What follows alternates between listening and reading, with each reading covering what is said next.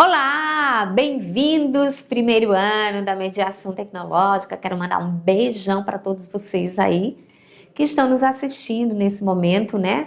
E irão prestar atenção bastante na nossa aula, e hoje nós vamos trazer a continuidade do que nós estamos estudando nessa segunda unidade, que é falando sobre as instituições sociais. E hoje nós vamos trazer as instituições sociais e a organização da sociedade, parte 2, né? Então começamos, só para lembrar a aula passada, falando sobre as instituições, da importância delas na nossa vida, desde quando a gente nasce, olha só, por isso que é importante a gente estudar e conhecer, né? O quanto essas instituições também, elas têm uma historicidade, né? Porque ao longo do tempo, elas vão se modificando, né? Elas vêm, se vestem com uma nova roupagem, né? São aqueles padrões que vão se modificando ao longo do tempo. E é muito importante a gente entender, né? Sobre cada uma delas e o que cada uma delas faz, né? A importância de cada uma delas para a nossa vida como indivíduo dentro de uma sociedade. Então hoje nós partimos para a segunda aula da segunda unidade, a aula 14.1. Então bora aqui comigo e se joga na sociologia. Então a agenda da nossa aula, né, os temas que nós traremos hoje é exatamente isso, né, os subtemas. O tema maior é sobre a instituição social, as instituições e a organização da sociedade, parte 2. Então nós vamos ver o papel da família, né? O papel da escola. Lembra que nós falamos dessas instituições, que quando a gente nasce, a primeira instituição é a instituição familiar, depois a educacional, também o papel do Estado, o papel da religião e, né, aqui tem o papel da religião 2 vezes, então o papel da religião, isso aí que nós vamos tratar hoje, abordarmos nesta aula, e eu convido você a ficar de olhos bem abertos, ouvidos também abertos para ouvir e entender, né? E aprendermos aqui juntos sobre as instituições sociais, né? Então lembrando que esse tema é bastante importante, é um tema que tem uma relevância muito grande, porque até mesmo antes de nascer, nós estamos envolvidos, né, com alguma instituição. E as instituições, elas se modificam ao longo do tempo. Elas não são as mesmas, até porque a nossa realidade, há um dinamismo social muito grande, que está sempre se modificando, né? Então, ela tem uma historicidade e é importante a gente ver as mudanças que cada sociedade sofre, né, ao longo do tempo. Então, bora lá. A primeira instituição, então, aqui que nós trazemos é exatamente a instituição familiar, né? Aqui tem uma família que a gente chamaria, né, de uma família de comercial de margarina, né? Tá ali uma família que a gente tem a ideia, em primeiro momento, do que a gente chama de família nuclear, né? Então, é essa família composta por pai, mãe e filhos, né? Então, a gente vê, mas existem outras composições que nós vamos mostrar de família. Então, nessa foto aqui mostra essa família, né? Como trazendo, como a primeira instituição, aquela da qual nós, quando nascemos, somos inseridos nessa instituição familiar. Portanto, o que é a família, né? A família, ela é universalmente conhecida como a primeira e mais fundamental instituição, né, social, sendo responsável principalmente pela nossa primeira socialização.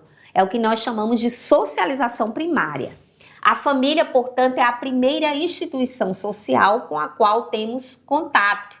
Ela cumpre o papel de transmitir padrões de relacionamentos, dos laços de parentesco, hábitos e costumes que são socialmente compartilhados. Quando eu falo em família, eu estou falando também que é nessa família que são transmitidos os nossos valores, né?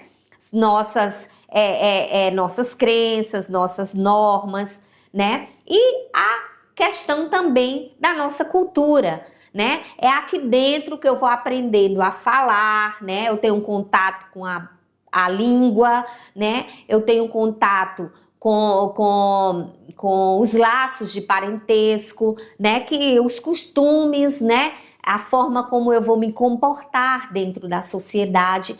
Aqui que eu aprendo dentro dessa primeira instituição, né? Durkheim, ele considerava as instituições sociais como uma forma de garantir a ordem da sociedade, tá? Sendo um elo que nos une aos cidadãos em torno de uma formação social. Portanto, a família é exatamente essa, se baseia nesse laço de afetividade para o ensinamento de regras que devemos observar e levar para o nosso convívio social. Então aqui comigo, quando a gente vem na nossa família, a gente aprende exatamente essas formas de conduta, de nos comportarmos, né? Então, na família, a gente dá os nossos primeiros passos, a gente fala as primeiras palavras, a gente tem esse laço de afetividade, né? Com os nossos pais, né? Com os nossos irmãos. Então, é ali dentro que eu aprendo como eu devo comer, né? Como eu devo me dirigir às pessoas quando eu for para uma escola. Então, é o primeiro contato, né? A partir do meu nascimento, a instituição familiar é o primeiro contato do qual eu vou ter as primeiras regras, né? Ali na família também, não é somente... na família, a gente também tem regras, né, que devem ser obedecidas, né? Então vai ter coisas que nossos pais vão dizer pra gente, você pode fazer ou você não pode fazer. Então ali dentro também eu vou aprender as primeiras regras morais para formar ao longo do tempo a minha personalidade como indivíduo, né? Então vamos aqui para o quadro, novamente para o slide, para a gente dar continuidade aqui. Portanto, a família é esse espaço exatamente privado das relações de intimidade e de afeto, né? Então, na minha família, eu tenho esse espaço de afetividade, né?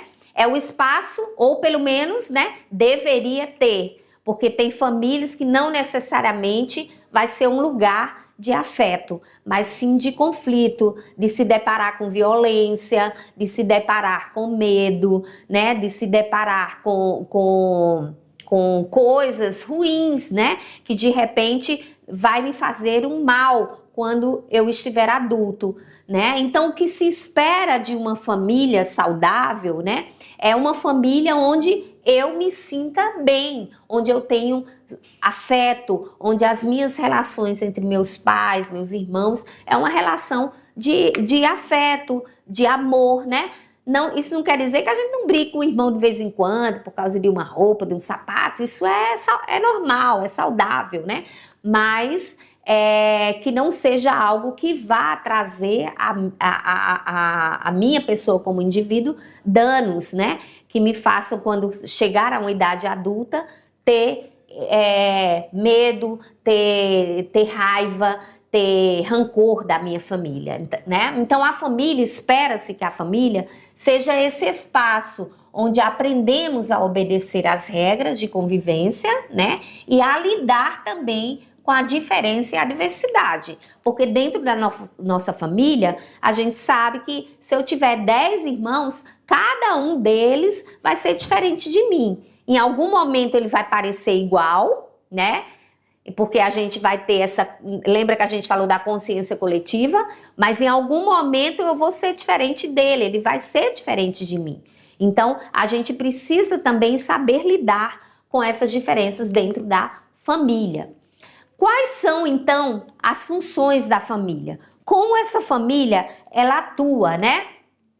Então, aqui, todas as famílias, pergunte aí para o seu colega, todas as famílias são iguais?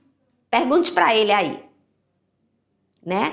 Outra pergunta que eu faço, Existem tipos de famílias diferentes, então? Existe? Há diferenças culturais nos tipos de famílias? Então vamos aqui pensar bem, responder aqui para vocês, né? Então existe, né? Como é então a sua família? Pergunte aí para o seu colega que está aí do lado, aí na sala. E pergunta também para a professora presencial aí. Como é a sua família? A sua família é composta por uma mãe, um pai e os irmãos? Esse tipo de família que a gente chama de família instituída pelo, digamos, por laços do casamento, é a família nuclear, é a tradicional que a gente conhece?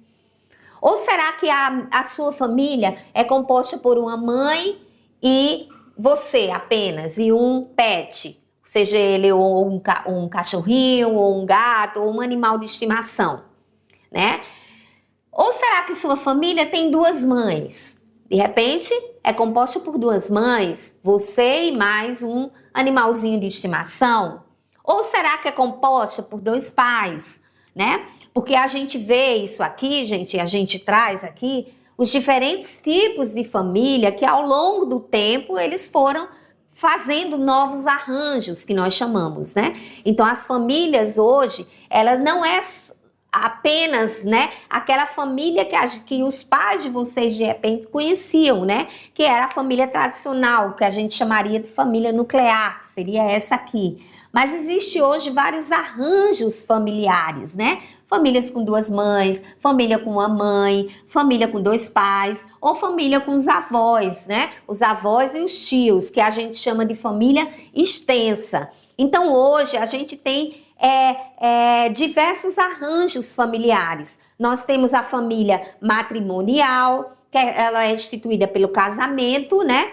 Temos a família informal, que é feita pela união estável, sem filhos ou com filhos. Também temos a família monoparental, que pode ser um pai ou uma mãe com filhos. Então aqui poderia ser um pai com a filha e o animalzinho de estimação. Nós chamamos de família monoparental. Também tem a família anaparental, que são irmãos morando juntos, um grupo de irmãos que moram todos juntos, né, sem o pai e a mãe.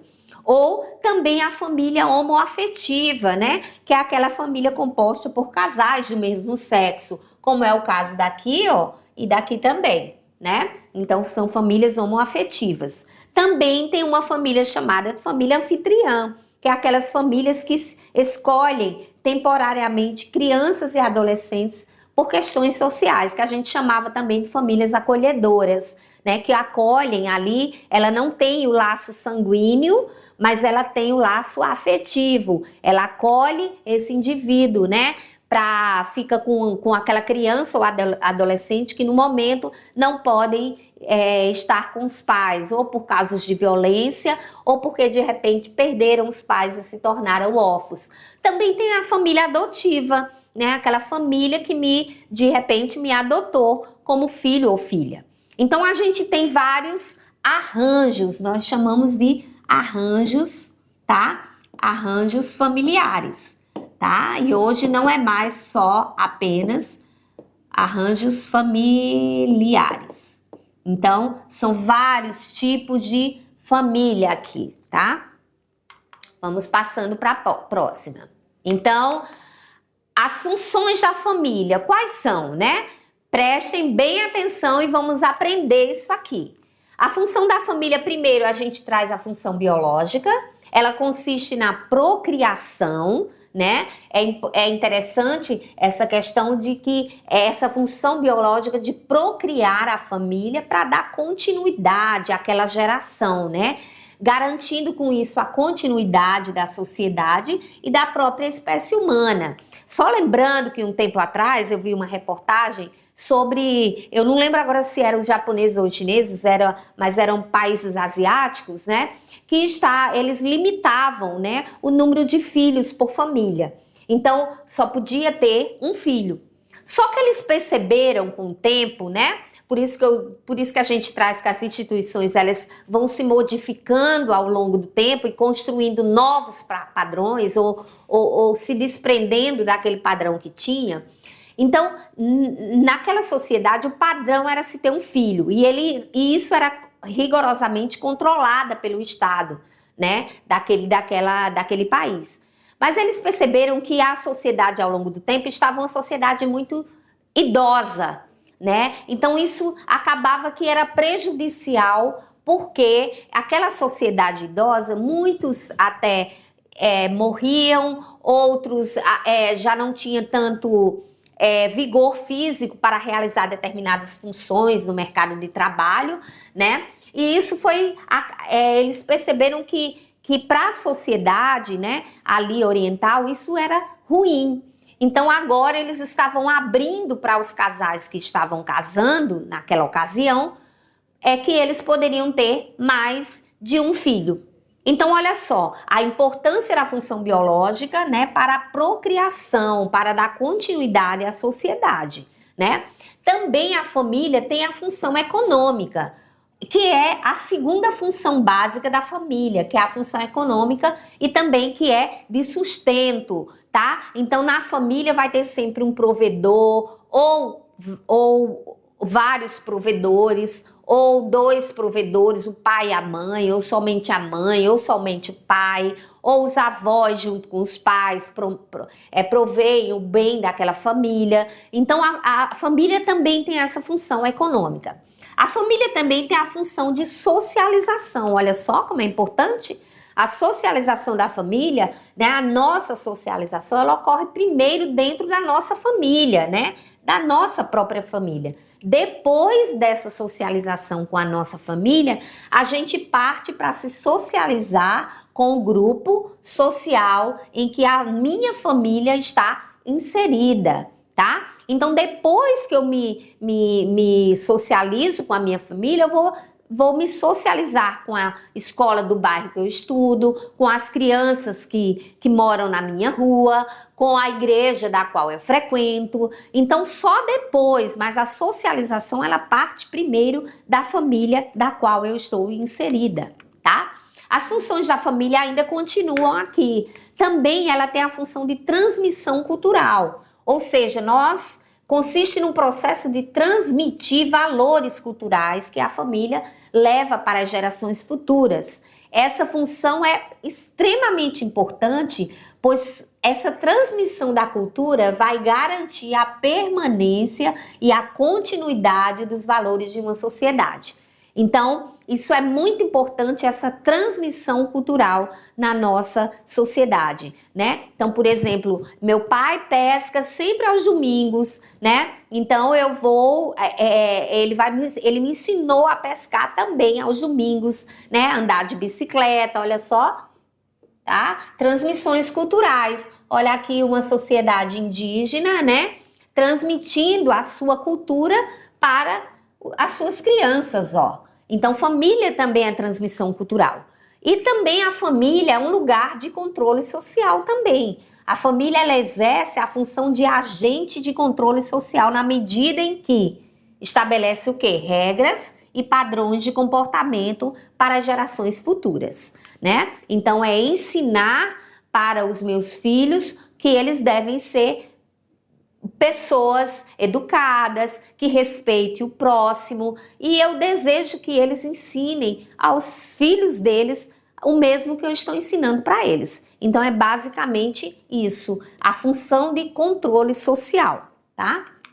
Vamos passando aqui. A segunda instituição que a gente é inserida para socialização é a instituição escolar, né? Dentro da escola, né? A escola, portanto, ela é uma instituição social que tem por função a transmissão cultural, o controle e a integração social, a transmissão de conhecimentos, a formação profissional e contribui para o processo de socialização. Eu já ouvi muitas mães dizerem assim, eu vou colocar, ou pais, né, ou responsáveis dizerem, eu preciso colocar meu filho na escola quando ele completar, digamos, 4 anos, para que ele socialize, para que ele interaja com os coleguinhas, brinque, né? Tem um espaço de brincadeira, de partilhar o lanche, dividir o lanche, né? Então, esse processo de socialização, ele contribui exatamente, a escola também, ela leva a esse processo, ela contribui para esse processo de socialização, né? E dessa integração também de transmissão de conhecimentos, tá bom? Então, aqui na escola, ela é responsável por formar cidadãos com pensamento também crítico, olha só, e consciência para a participação ativa na sociedade. A escola, ela tem um papel fundamental, né? Fundamental na formação de novos cidadãos e também transmitem o saber e os valores que são considerados importantes para a sociedade, tá? A escola, né, ela passou por mudanças históricas ao longo do tempo, né? E olha quantas mudanças a escola ao longo do tempo passou, né? Hoje, olha só, a escola traz novas formas de ensino. A escola tá diferente, não tá? Olha aí, enquanto eu estou aqui nesse estúdio, gravando uma aula para que vocês tenham acesso a essa aula, ou numa sala de aula que vai ser passado isso num telão, numa televisão, ou até mesmo no notebook. E também, né, essa aula que vai até vocês foi uma mudança, né?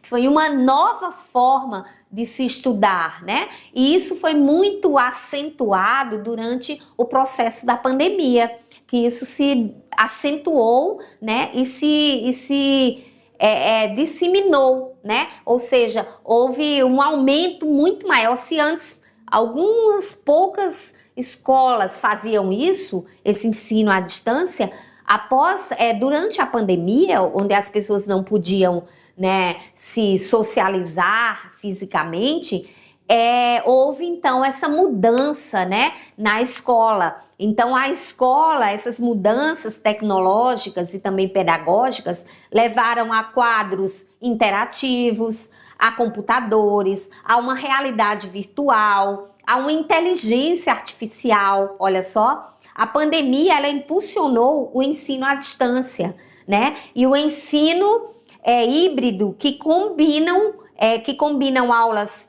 presenciais e também aulas remotas, né? Então, olha só, o ensino híbrido terá de passar a fazer parte passou, no caso, a fazer parte da educação pública após o período da quarentena, né? Exatamente, a pandemia, ela impulsionou exatamente esse ensino à distância.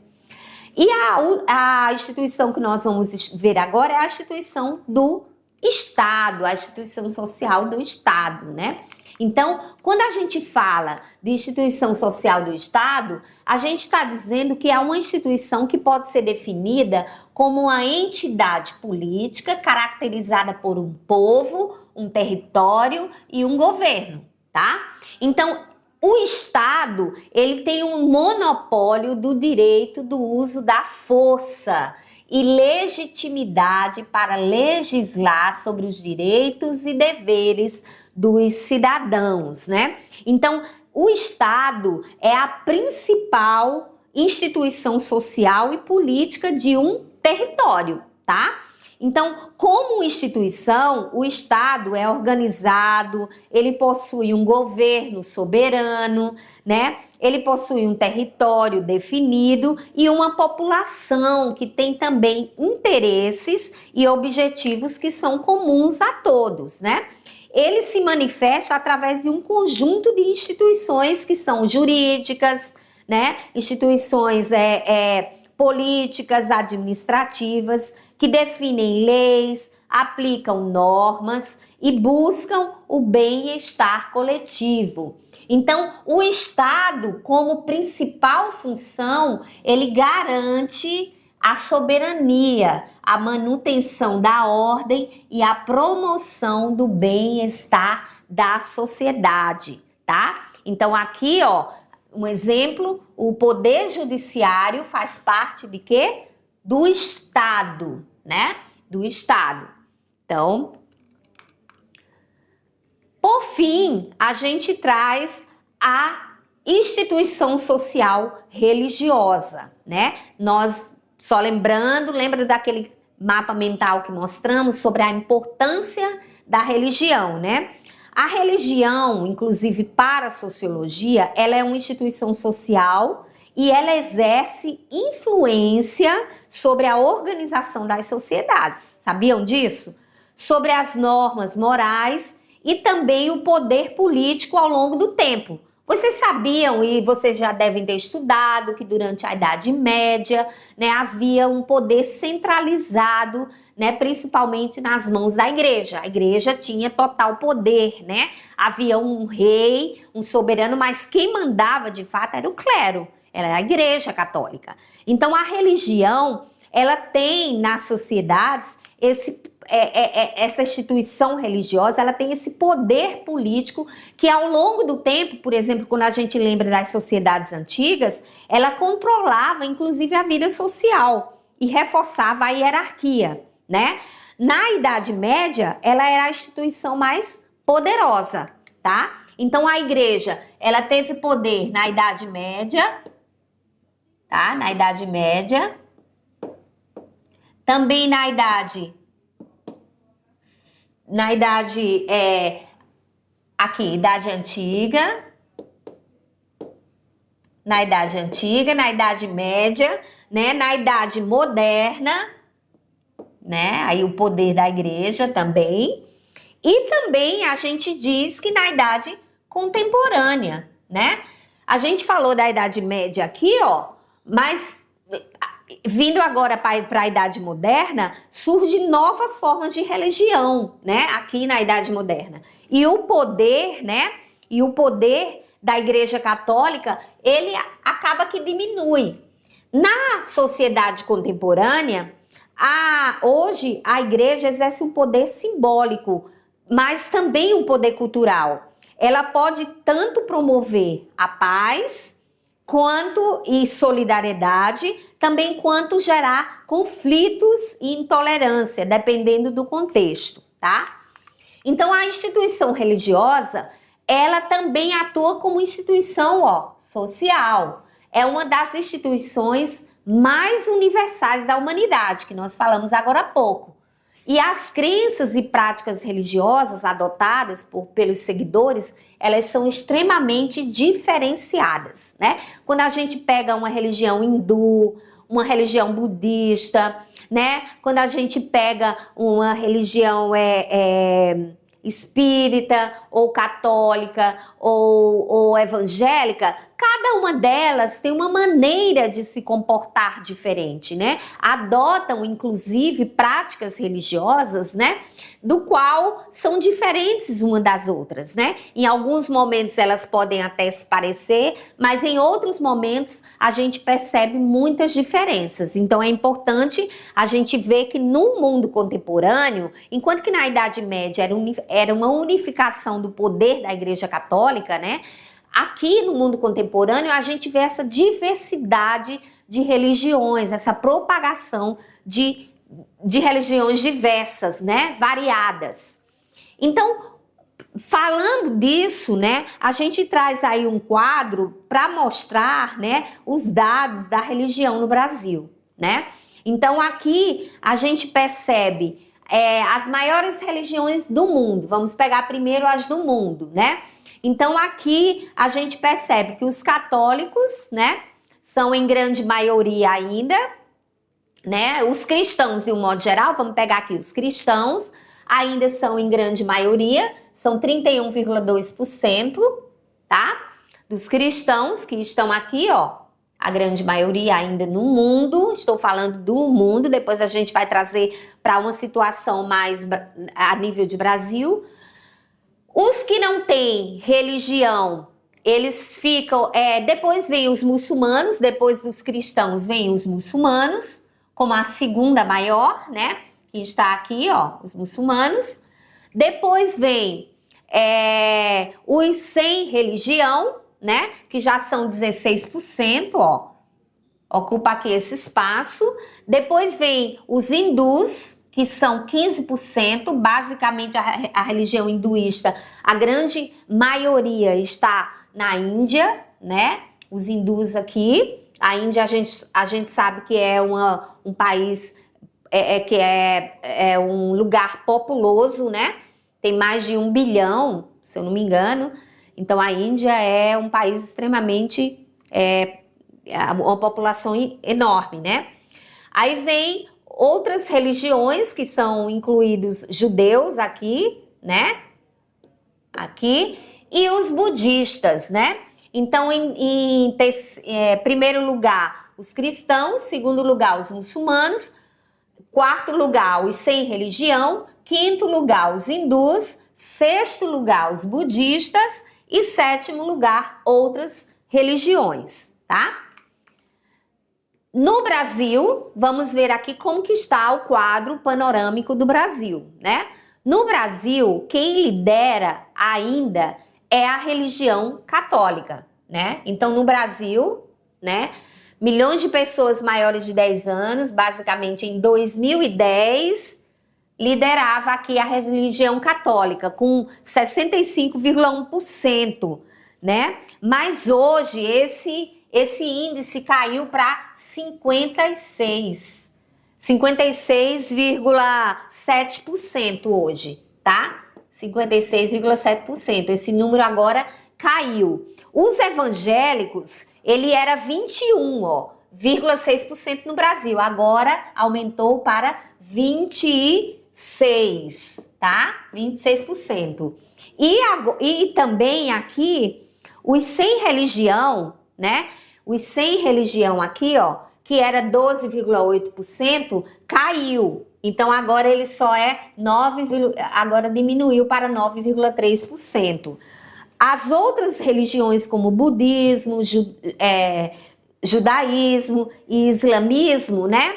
Eles aqui, ó, as outras religiões como budismo, islamismo, essas caíram para 4%. Tá? O espiritismo também caiu, hoje é 1,8%. E as tradicionais indígenas que nós trouxemos, hoje é 0,1%, tá? Aqui das religiões tradicionais indígenas. Então aqui está o panorama atualizado da instituição religiosa no Brasil, tá? Vamos então. Por fim, a gente vai falar do controle, né? Do controle do Estado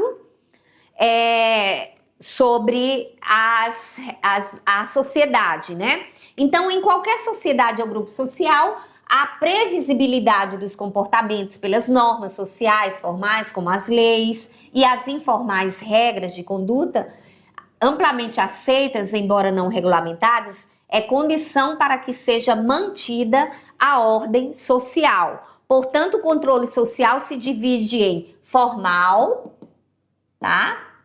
E informal, tá? Quando eu digo controle formal, eu estou falando aqui da polícia, tá? Da polícia, dos tribunais, das leis, de trânsito, das regras, né, na escola. No informal, eu estou dizendo aqui que são as reprovações, né, social de certos comportamentos. Por exemplo, mentir, trair, né, não respeitar os idosos, né? Então, isso são reprovações sociais que são controle social de forma informal. Não está escrito nas leis, mas que no dia a dia, dentro da sociedade, dos comportamentos sociais, eles não são aceitáveis, né? E se alguém faz, ela vai ser vista com maus olhos. O controle social compreende os mecanismos que delimitam as ações e as interações sociais, seguindo parâmetros previsíveis incorporados pelos indivíduos por meio da socialização. Os mecanismos de controle social, que são todos os elementos sociais, estruturas, padrões culturais, status, atos, instituições, que tem como objetivo conduzir o conjunto das ações individuais. Os mecanismos podem ser legais, quando são organizados em leis, aquilo tudo que eu falei agora há pouco, né? E os sociais, quando existe apenas como norma social coletiva, sem previsão legal, né? Como eu falei, mentir, trair, né? Essas coisas de normas sociais que não estão escritas, mas que não são vistas com bons olhos. Agentes do controle social, eles são os mesmos que realizam o processo de socialização. A família, a escola, o Estado, a religião e os meios de comunicação de massa, que são televisão, rádio, que são considerados os principais agentes de controle social, já que nesses aqui todos transmitem a adequação e integração dos indivíduos e as normas e as regras sociais, tá? Aqui então estão as nossas referências. E a nossa aula de hoje, então, acaba aqui. Olha só, que pena, né? Mas a gente se vê na próxima aula e eu espero que vocês tenham entendido, tá? Daqui a pouco a gente volta com a nossa revisão. Tchau, tchau!